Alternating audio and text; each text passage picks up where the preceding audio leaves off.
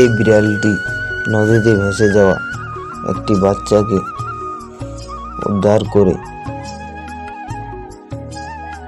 এবং তার মাকেও উদ্ধার করার চেষ্টা করে, কিন্তু পারে না।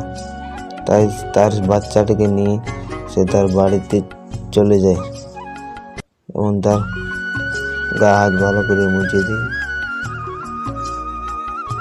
কিন্তু ভুল বুঝে ছেলের বাবা বিড়ালটিকে মেরে দেয়।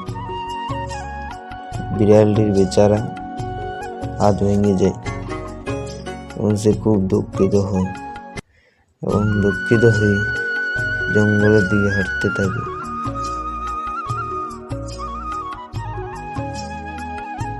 এমন সময় একটি বাঁদরের চোখে পড়ে সেই বিড়াল বাচ্চা।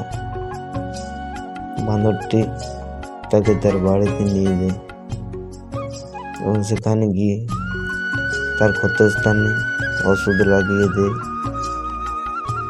এবং এইভাবেই তাদের বন্ধুত্ব হয়ে ওঠে।